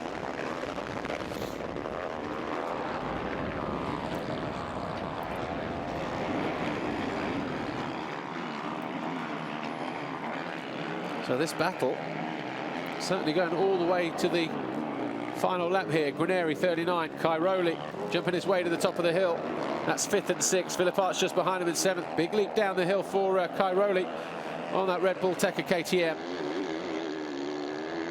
Philippart's on board with him in 7th position. He's about 10 seconds clear of Ramon. But Tony Cairoli still there in 6th place. Can't say it's not trying. Gets good drive, but then, just as he reaches the corner, Guarneri's right there where Cairoli needs to be. Will he go round the outside here? Well, he doesn't want to leave himself too far open because Philippart's right there behind him.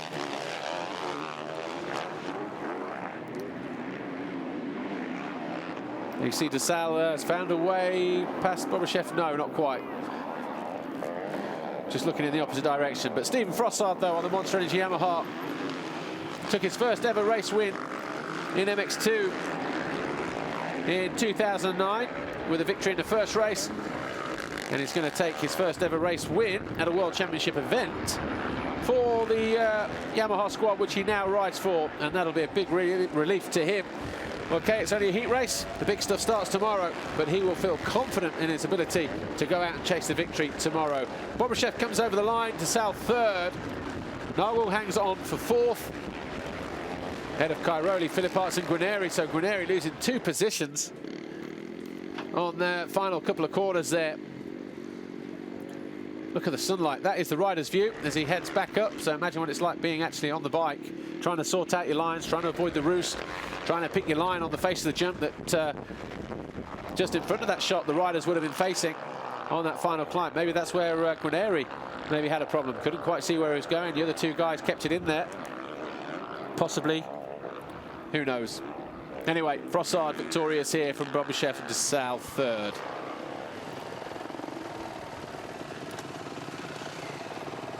And there is our winner. Nice and cool, tall, lean.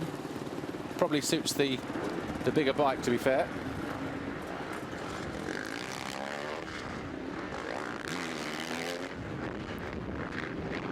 Philipparts just making his way back through the paddock area. That's where we are in that truck. And they're just parked there just by us. Jamie Coppins on hand to re-energise the 183 of Frossard. James Dobb as well, former world champion, getting in on the action. He's going to be riding the Scott trial as well in a couple of weeks' time, is the Dobster. So we wish him well there, and I wouldn't be surprised if that was for charity. So keep your eyes peeled, just in case there is a link for that. all donations would be well received, I'm sure. But Stephen Frossard, though, wins it comfortably, 6 seconds clear of Evgeny Bobryshev on the World Motocross Honda.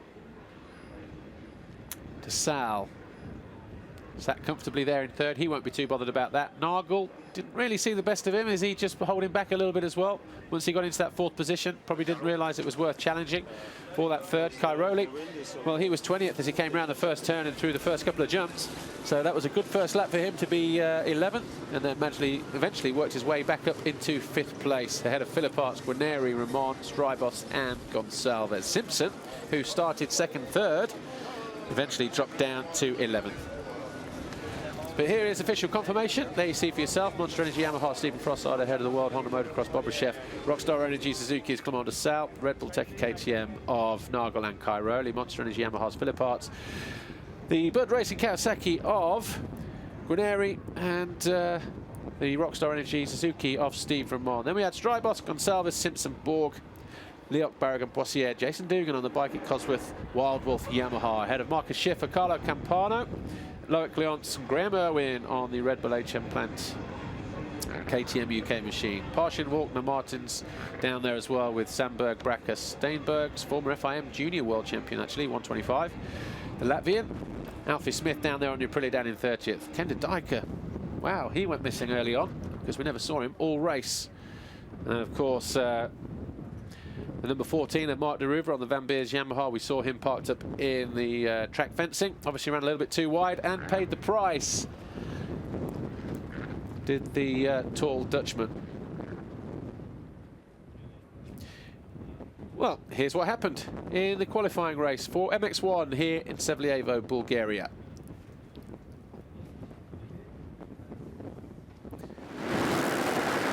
David Guarneri started at the inside, but about 4 bikes down, it was Max Nagel who came in, ran wide, and then caught the bank on the way out, let everybody back up inside him. And that allowed the Honda of Bobryshev to go through, and Frossard right alongside him, but it wasn't long before Frossard scrubbed his way over the first Monster Energy tabletop and into the lead. Kevin Strybos was in there in third position on the Suzuki for a little while. Max Nagel didn't make the best of starts then, and he found himself in a battle with Steve Ramon. Eventually found a way through, though. Ramon's teammate Clement DeSalle was just a little bit further up the track. Philipparts didn't make a good start, nor too did Cairoli. Both guys having to fight their way through traffic the whole moto. But there was Strybos, he was third, fourth for a while. Nagel, though, forced the issue down the inside of Guarneri. Simpson was in third position on the LS Honda for a few laps, staying out of trouble. But Strybos eventually found himself going backwards to around about 10th place, 11th place, something like that at the finish. That was Cairoli on the orange KTM having a look at the inside of Steve Ramon. Eventually he did find a way through, but Cairoli never really got into second gear in this qualifying heat, you feel, as he chased David Philipparts as well, eventually passing the Italian. We've lost our images here temporarily, so if you have to, welcome back. But Cairoli found it difficult, to be fair. Eventually found a way around the outside of Steve Ramon as Ramon went to the inside. Cairoli slingshot himself around the outside. Simpson, though, in third position, came under pressure from Clement DeSalle, who worked his magic, went to the inside at the top of the hill, and then pushed the Scotsman back a position to fourth. Simpson, though, tried to fight back, but to no avail. A lap or so later, Max Nagel found his way through as well. Simpson was pushed back another position, and then so too Guarneri. This time Simpson protected the inside, but Guarneri got the lead and came riding around the outside, and the Simpson then was just down, hovering around the top 10 mark. Frossard survived a scare with about 3 laps to go on the tricky surface, but he'd worked hard at the 2011 Italian champion and managed to stay around sort of 7-8 seconds clear of Evgeny Bobryshev on the factory Honda, who was there in second position.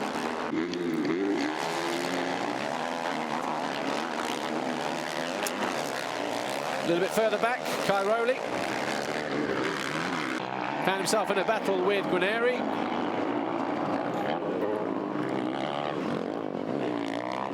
But realised it wasn't going to be easy to try and find a way past. He'd already found a way through on David Philipparts, though, after a few laps of trying. And, of course, being passed by Cairoli. Cairoli tried to go through here. He'd got Philipparts closing in fast as well. And on the final lap, Guarneri had lost a position to both Cairoli and Philipparts over this side of the circuit, which we didn't see.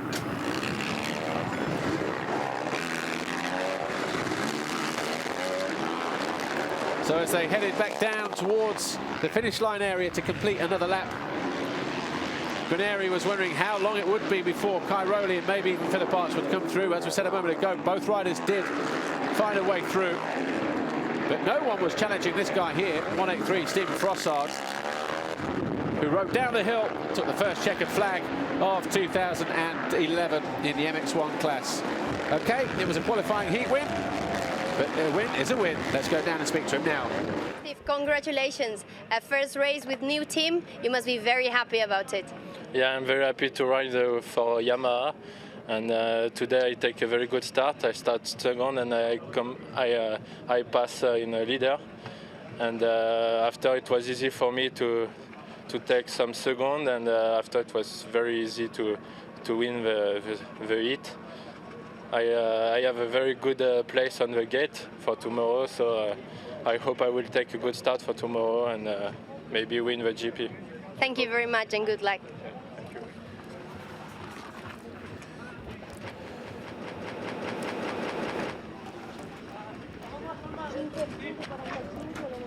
Hardly even broke a sweat there, Stephen Frossard. Super slow-mo. Just waiting to cue the music in the usual way, but it might not happen. So yes. Stephen Frossard, an easy victory in the end then. On the final lap here, led every lap of the race by the first two corners. But once he was there, he never looked back, and an easy win by about 6 seconds in the end.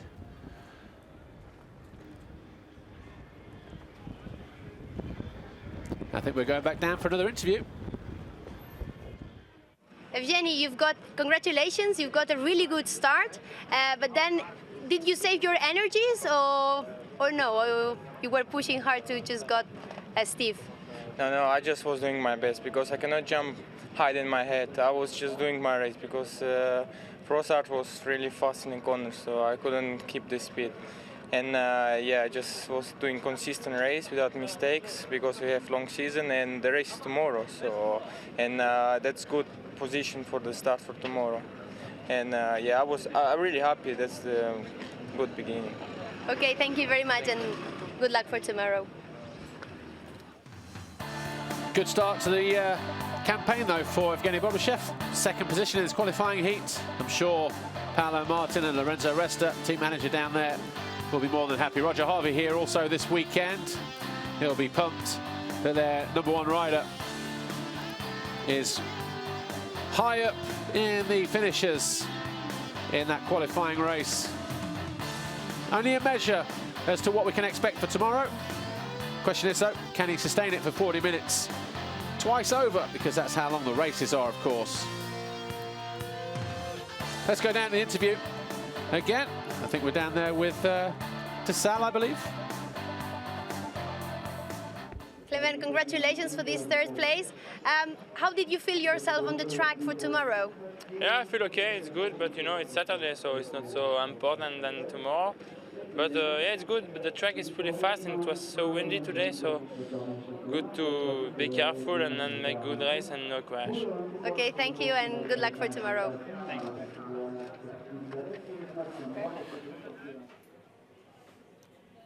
Well, that's it for now. We'll be back in about 5 minutes with the European MX1 25s. Their first race of the day. They get their second one tomorrow.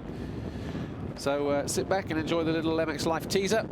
And we'll be with you right after that at around about 10 minutes time, 5 minutes time, something like that. 5:40 is when they're going to be in. The start of the race is at 10 to 6.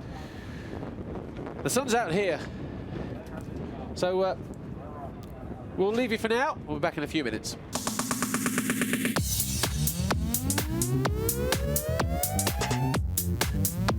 I'm Gauthier Poland, number 21, riding MX2, and welcome on MX Live.tv.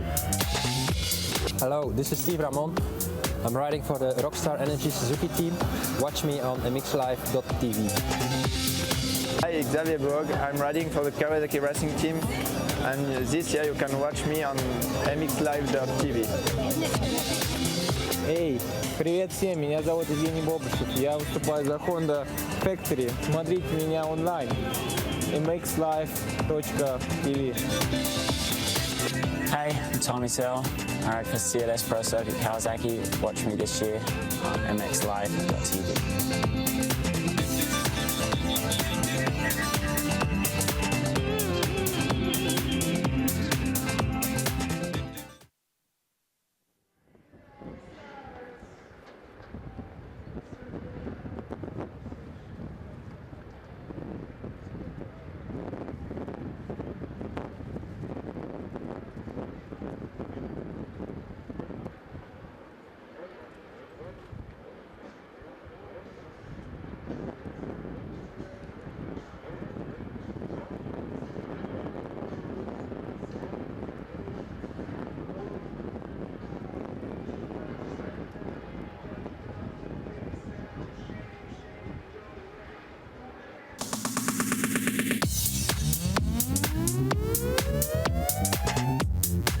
Salut, c'est Livia Lancelot, je roule pour Bud Racing, donc retrouvez-moi et les autres filles de WMX sur MXLive.tv.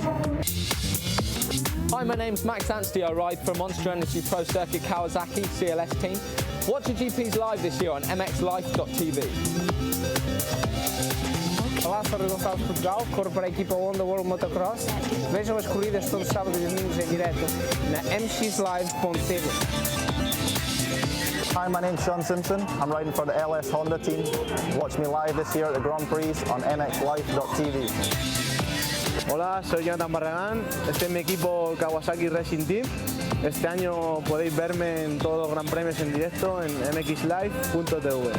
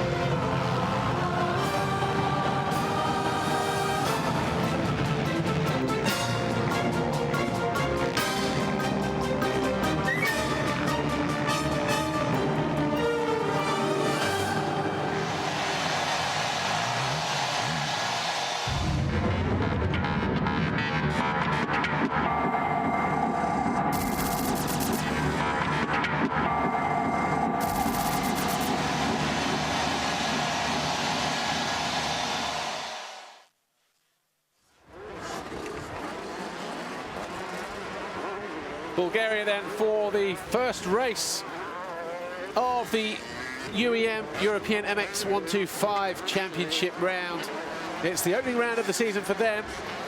In time practice, it was a close affair between a couple of riders, Brent Van Dominic and Simone Zecchina. Of course, we'll get back with the action in a moment, but sit back and enjoy these images of the country where we're in. Bulgaria, of course, lots to see, lots to do. Load of beach resorts out to the east of the country, east of where we are, about another couple hundred kilometers or so. But ourselves, we are about 200 kilometers from Sofia, 180 kilometers from the airport. Sofia, of course, the capital.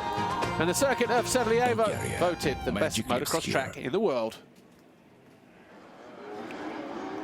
And there is a quick look at the circuit, just under 1,700 meters long. A flat turn into a tight right-hander, back on itself through a couple of compression jumps, a tabletop, and then up the first of 4 climbs here around this spectacular hillside circuit. A great place to view from.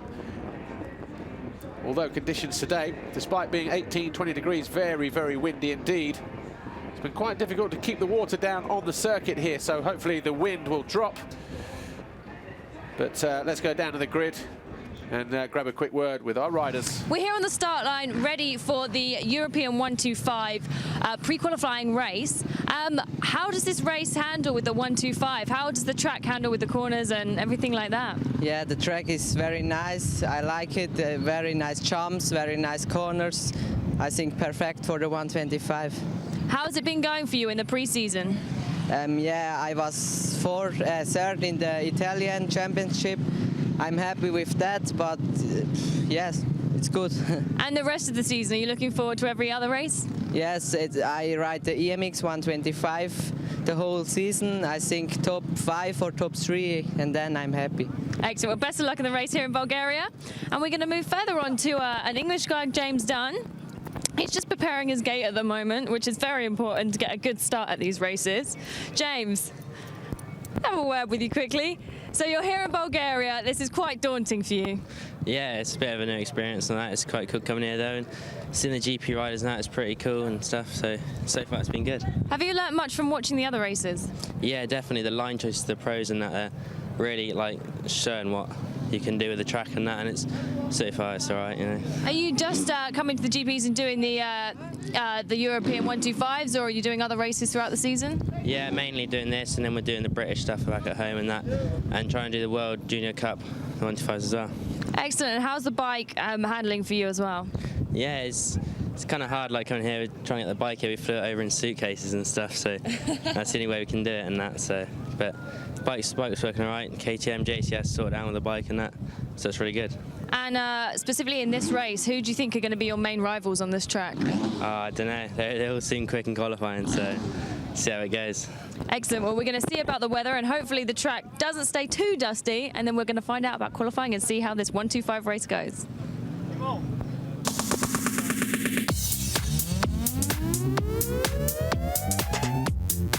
C'est Steven Frossard, regardez MXLive.tv. Hey, I'm Clement de Salle, riding in Rockstar Energy Suzuki, and watch on MXLive.tv. Hi, I'm Davide Guarneri. I race for Rockstar Love My Time Bad Racing Kawasaki team. Watch me on MXLive.tv. Hello, I'm Kenneth Decker. I'm riding MX1 Honda LS team, and watch me this year on MXLive.tv.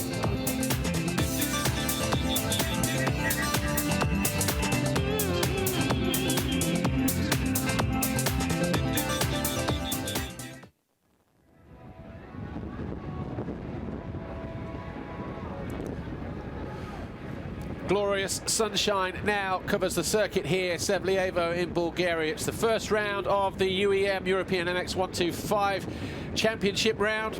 In time training a little earlier on in the day, it was Brent Van Dominic from Belgium who set the fastest time, 1:53.8.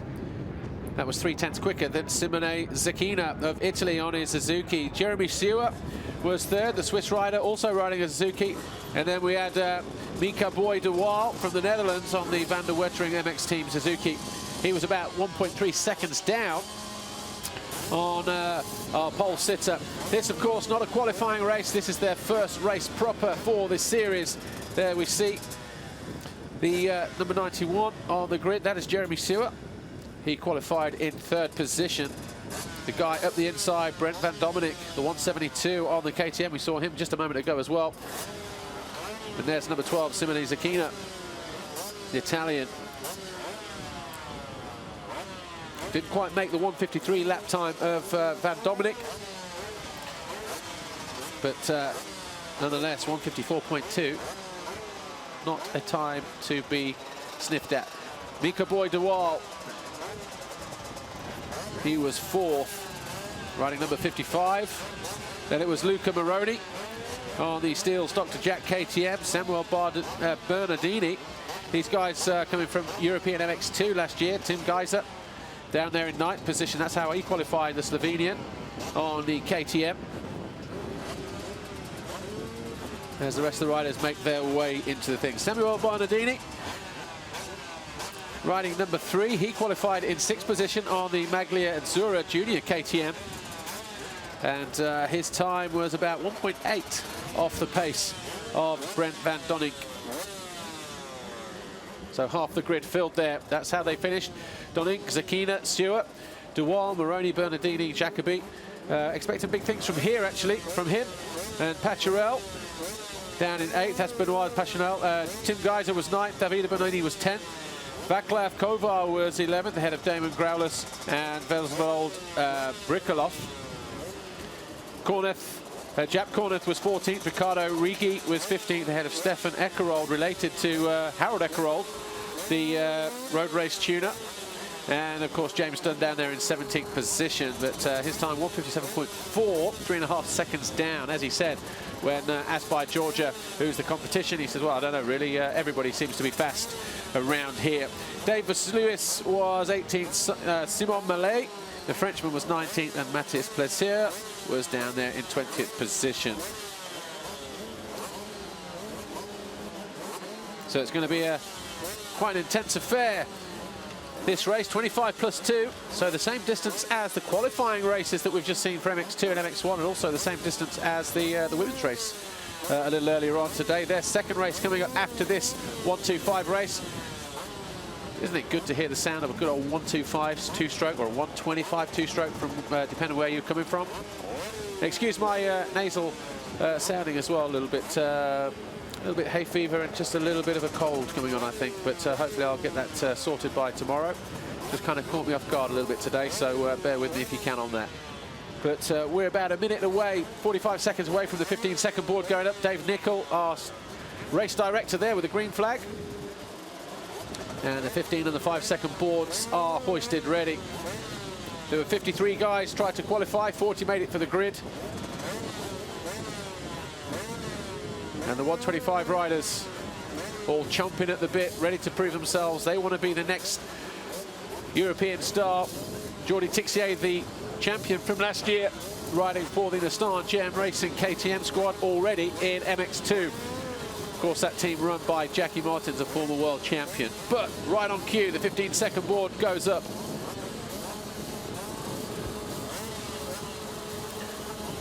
And Dave Nicol there on hand. Getting ready, call the shots. And there goes the 5-second board. That's our pole sitter, Brent Van Donink, on the inside. The Belgian gets a good jump, but so too did Simone Zecchina alongside him. And it looks like Zecchina holds the inside, and he comes out with a whole shot as he goes under the Rebutizer Bridge. Well, carnage at the back of the field as well. 7 or 8 guys gone down through there. But it looks like Zecchina and Brent Donink as well. 3 abreast, they come over the hill. Ooh, I tell you what, 1 or 2 riders getting close to those tough blocks on the finish line.